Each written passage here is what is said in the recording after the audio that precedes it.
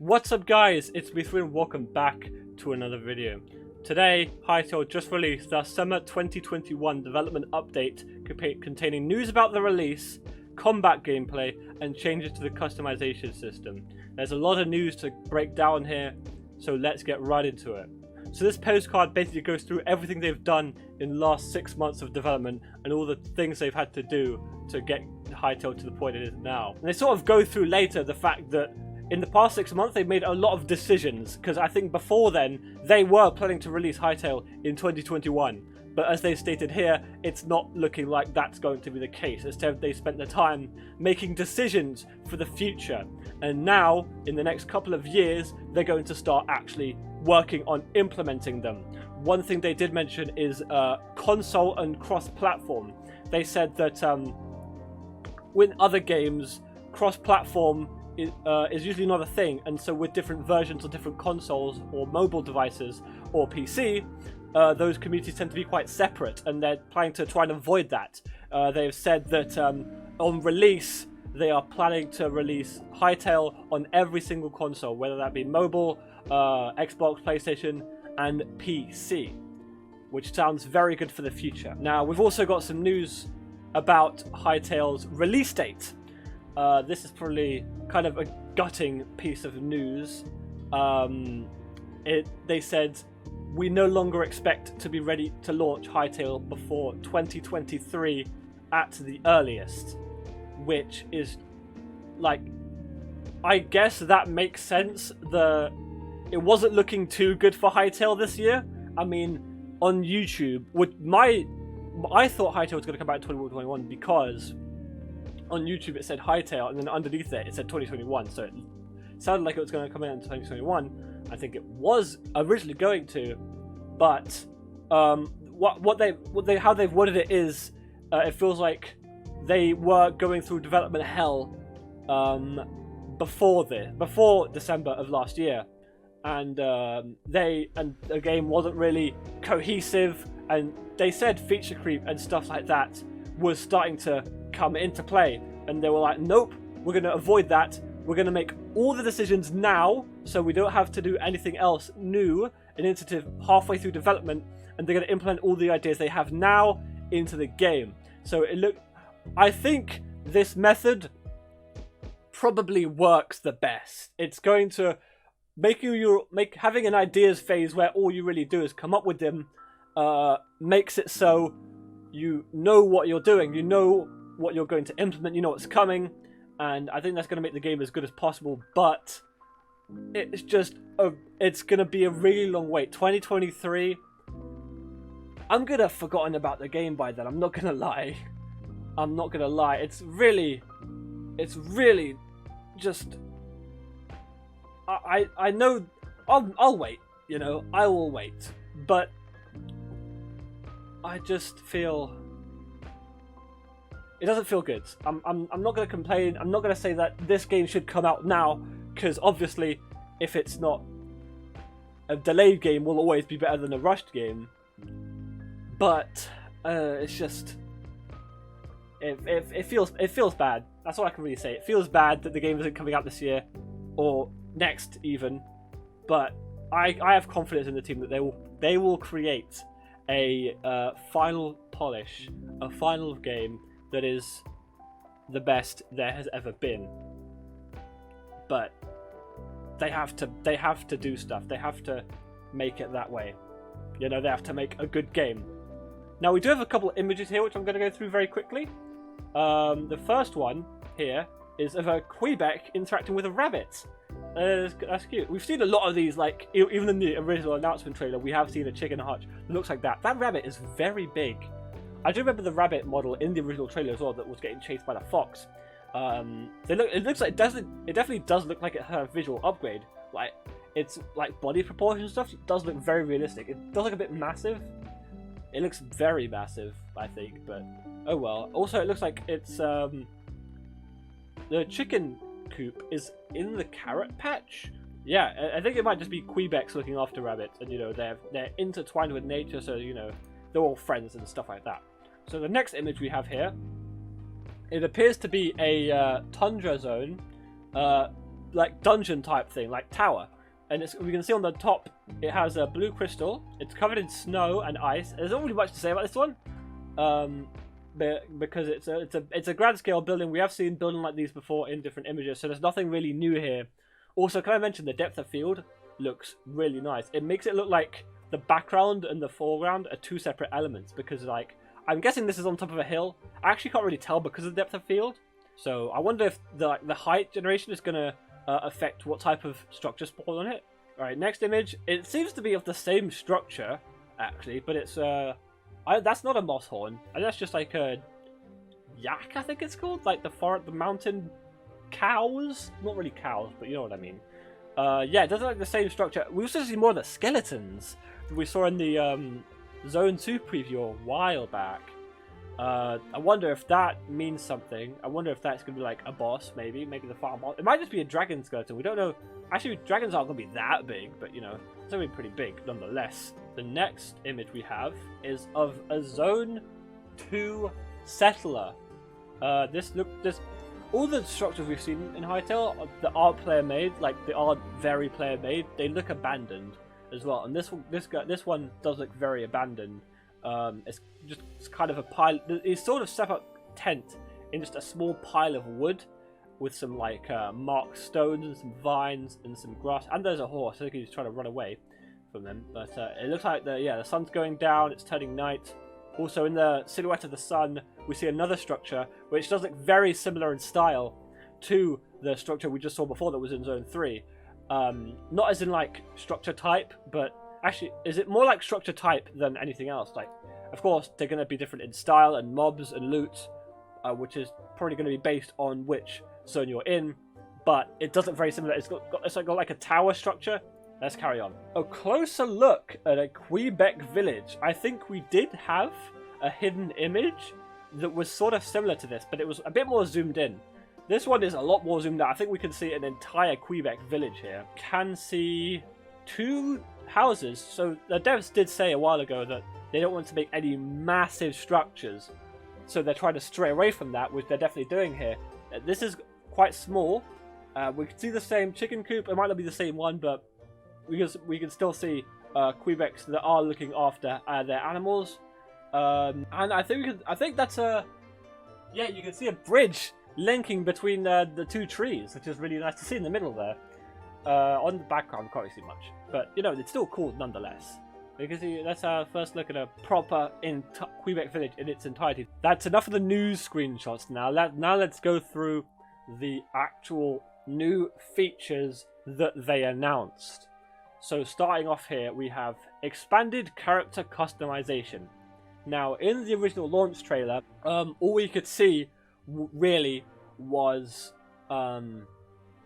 humans. You know, it was humans. They had very human characteristics, like skin tones and hairstyles and facial expressions and hands and, you know, all that stuff. But it looks like they're expanding that by adding different species. Like in the Pride Month postcard that we saw players disguised, or not disguised, I mean, but that had customized themselves as a whole bunch of different species.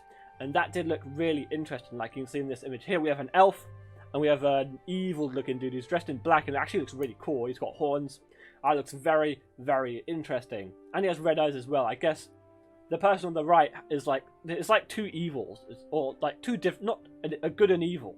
It looks like very Zone 1 and very Zone 5-esque, and it does look very, very interesting. This is going to open up a lot more options for people who want to, I don't know, do roleplay servers and stuff. You can have fantasy RP where you can be pretty much anything, and you're not going to need to code that into the game yourself. You're going to have all the tools you need to have that available, and I think that's going to be very, very cool. What we have up next is some little gameplay here of the character customization in progress.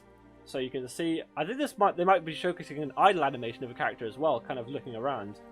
And we can see them going through different head accessories, like different ears and different horns. We see the side horns and the front horns as well, and we can see them being paired up with different ears. So this is kind of all the options you have to customize yourself. There's just so many.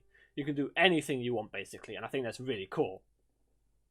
They also mentioned here that these players, instead of, well, they were really called humans, are now going to be called avatars. So, you know, they kind of fit more into the customization. Our player characters are avatars, the powerful, playful, and protein denizens of a boundless realm known as the Ultiverse, drawn to orbits by a mysterious cosmic event, probably the summoning of Varen. Many avatars find themselves adopting forms influenced by this emergent world. However, others manifest unique forms inspired by infinite diversity of the wider Ultiverse, and all avatars are free to adjust their appearance as their mood strikes them. They're kind of tying lore and customization here, so it's part of the lore that you can be anything, and it's so avatars aren't they're kind of like things that were attracted by the cosmic event, maybe for energy, for food or stuff, but they came down to Earth and they twisted themselves as different mixtures of the livelihood of the life here, would that be demon, person, or elf. Yeah, and I think that's really cool. So I originally thought the lore was going to be like, you are Gaia's last hope to stop Varen, and you can choose whether to keep on with Gaia or to destroy the world with Varen. But it looks like Gaia has no influence on the player from the beginning at all. Maybe she might come in at a later date, but it does look like the story is solidified. They have made these decisions, like I said, in the last 6 months. And players are avatars. They're not humans, they're avatars. They can be anything. They can be elves. They can be you can be whatever you want in Hytale. It's all inclusive. Do what you want. And I think that's really, really cool. We've also got another image here, which looks like another boundary between Zone 1 and 2. We can see it's separated by a river, actually. Although it might be like the land is connecting over there. And it looks really cool. Like you can see, I think Zone 1 is going to be a lot more flat, with maybe it's going to be like mostly plains with a bit of mountains, but it looks like it leads into a Zone 2 biome that's like very hilly, and I think that's going to be really cool to see. A new approach to combat. Actual combat gameplay. We've got some PvE stuff and some PvP stuff. Awesome. Let's take a look at it, shall we? First off, we've got a screenshot here of what looks like an abandoned city. This might be a PvP map in one of the mini games that they host, or Hypixel Studios wants to host. And it looks like we've got a character with a sword who's currently doing a dash attack. Actually, we do see this move later on in gameplay. It's kind of like a charge attack where you hold to charge and then you do like a burst of damage in a forward direction. And the other person is holding a mace, or not really a mace, but like, actually it is a mace. He's holding a mace, and we did see that in the trailer, so we know how that works. Or actually the trailer is probably completely different to what the game is like now. But yeah, very cool stuff. And next down here, we have some Hytale combat gameplay. Just awesome. We've begun completely rebuilding Hytale's combat system over the course of the last year, prototyping and testing several revisions before adopting our current approach. At the heart of these changes are the weapons that each avatar carries. Which weapons you carry forms the cornerstone of your combat playstyle, providing you with a set of abilities specific to that weapon type. We want to make sure that weapons feel distinct from one another, offering more than simple changes to attack speed or damage. Okay, so it looks like we already knew this. We could already assume this from the gameplay we've had previously, but it does look like Hytale's combat will change how you play it depending on what weapon you choose, whether that be dagger, mace, sword, or magic staff, book, or potion, or whatever path you want to choose. And you can customize to buff that playstyle that you want to play. Let's take a look at some Hytale combat gameplay right now.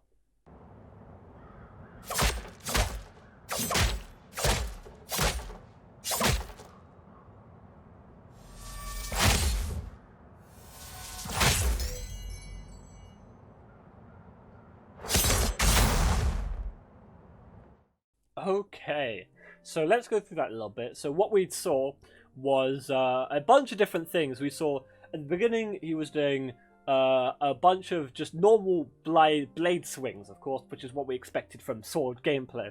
But as he goes down, we see him do the charge attack you saw in the image above or before, which was sort of you point the sword forward and it does a little animation, and then it shoots forward, probably doing a bunch more damage, but probably being less precise because you can't move your crosshair. Or this is speculation here. You can't move your crosshair before while doing it, so it's pretty on stationary enemies. And after that, which I thought was interesting, I don't really know what this means, but we saw a little like blue puff come out of him, and there was a dingling sound. I don't know what that means. It might be to do with the stamina system, or probably more closer to Terraria, a mana system, because mana in most games is blue, which was the colour of the circle that came out of him, so it's probably something to do with that. But this is all speculation. I have no idea. I'm just going off the gameplay. In this clip, we run through the fundamental moveset of the one-handed sword. Basic attacks take the form of a 3-hit combo, striking from the right and left, followed by an overhead chop. The sword's special attack is a charged lunge, which incorporates a short dash and applies knockback to the target. The sword's signature move, which is charged by landing blows and blocking incoming strikes, is a dramatic spin followed by another powerful lunge. This does damage in an area while regarding good positioning, with the ability to deal sudden damage to a key foe. Okay, so notice here how they said the sword's signature move. Now, we never really got a good shot of the sword on its own. Like in the clip where it was a still image, it was kind of hidden by the animation, but it does confirm the theory that they said they didn't want to alienate with skill trees, so each individual sword has its own ability. So the fire sword might be to shoot fireballs, like in Skyblock with the magma stick or whatever it was called, what they got from the magma boss. Might be something like that, or it might just be entirely like Skyblock. Hypixel Skyblock. Hypixel Skyblock has that system, so I think they're trying to incorporate the best things from Hypixel Skyblock. I hope they don't do that, because Hypixel Skyblock is really grindy. I hope they don't go too far with the whole Hypixel Skyblock thing, but they are the same studio technically. In PvP, sword and shield users are difficult to pin down and overwhelm. They can achieve surprising mobility with their charged lunge and can control the pace of a fight with their shield. However, baiting out unnecessary blocks and outlasting enemies and outlasting their stamina leaves them vulnerable and reduces their ability to flee. Okay, so Hytale is going to have a stamina system for sprinting and blocking, and assumedly swinging your sword. I don't think magic attacks are going to have stamina. I think magic attacks are going to have a different form, whether that be a mana system or a cooldown. This is very similar. This whole stamina system is how most sword fighting normal games are balanced, like Chivalry and Mortal. I haven't played those games, but I've seen gameplay, and they do have a stamina system, which is blocking greatly reduces your stamina. In Minecraft, this is a huge problem. You can literally hold right click and you're invincible from an attack or from an opponent, but you are very slow, so it's kind of a way to counteract that. While blocking, you can't run. But I think it'll be interesting to see how this works in game and in PvP. We'll do this in PvP later on, but first of all, we have another Hytale gameplay combat a little bit here, so let's watch that right now.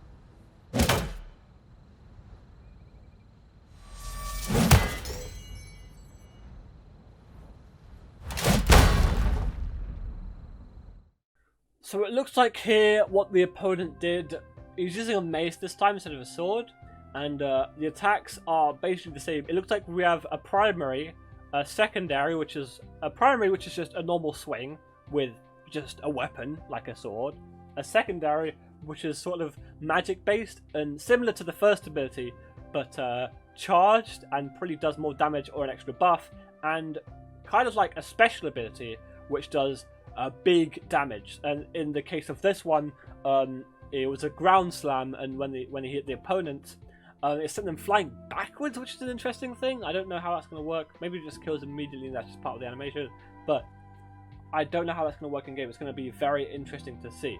Here it is a very different weapon, the mace. A mace strikes are slow, consume a chunk of stamina, but do plenty of damage and knockback. Basic attacks take the form of a steady right-left swings, while the alternate attack provides a high knockback hilt bash. The mace can be charged to perform a powerful special attack, and its signature is a devastating leaping slam that deals massive damage and knockback to all enemies near its impact zone. Very interesting. It also does appear like we have some AI advancements. Let's go through that. In the last 6 months, the team has made substantial additions to the Hytale's modular AI system in order to add depth, interest, and variety to PvE combat. The new system, which we've been calling the Combat Action Evaluator, CAEK, okay, allows NPCs to make smarter decisions about targets, weapons, and approaches to battle. The system allows specific creatures to express their personality through the way they fight. NPCs assess various conditions, including number and behavior of foes, in order to guide their next action. These range from the target and timing of their basic attacks to the execution of specific actions, like switching weapons, using a special attack, or fleeing. NPCs will fight for you. So whether that be... Also, we did see in the last postcard that there was some Quebec Rangers who are sitting on a hill, or sitting on a little fence thing, or outpost, just sort of sitting there doing nothing. So I think you might be able to, based on your reputation, get the people in different clans to fight for you. I think that's going to be really, really interesting. Then this blog post basically confirms it. So now, let's have a look at some PvP combat.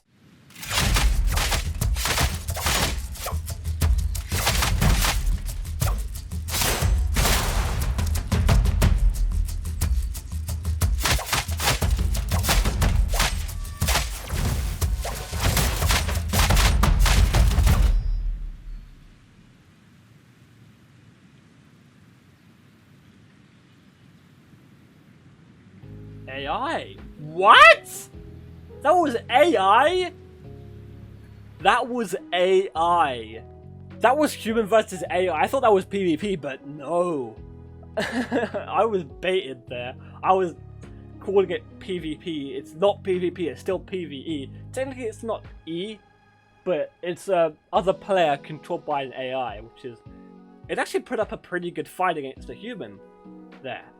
That was really, really interesting to see. I was not expecting that at all. Wow. I'm impressed, Hytale. But that was a look at PvP combat. You could see the variety in attacks they used there. What's interesting is how dynamic it was. In most games that use a stamina system, the person who runs out of stamina first usually loses. But in this fight, it seemed to go on for quite a while, which I think is going to be really nice. We know this has been a long post with a lot of new information to digest, so we want to reiterate how grateful we are for the passion and enthusiasm of the Hytale community. The development of Hytale continues to be a long, exciting, challenging journey, and it's not always been easy, particularly when we've had to make tough decisions. At the end of the day, however, what motivates us is a desire to do the right by our team and our community. And in this image here, we get another boundary between Zone 2 and Zone 1. And is that like a squirrel type thing? I have no idea what animal that is, but it might be a squirrel. And so we've got some crabs chilling on the beach as well, doing crabby things. And we've got another skeleton back there. Very cool stuff. And along to finish it off, we have a new piece of the Hytale OST, which is just awesome. It sounds really good. You've probably been hearing it during this video. It's a new OST and it sounds awesome. So thanks for watching, guys. I hope you did enjoy. I think the next 2 years up until 2023 is probably going to be kind of boring. They said they're lowering the amount of postcards because postcards aren't going to be sustainable for that long, but they said they do want to do more updates, so maybe we might go back to monthly blog posts instead of postcards, which it's weird how they changed the thing, because the Hytale community, it exists, and if the devs don't do anything about it, then it's going to dwindle, and the release and the official announcement is going to be underwhelming. So they need to do something, and I trust that they'll do the right thing, but I don't know. 2023, it's kind of yikes. But anyways, guys, thanks for watching today's video. If you liked it, leave a like. If you disliked it, leave a dislike. Leave all your thoughts in the comment section down below. Thanks for watching, and tap out. Peace. See you next time.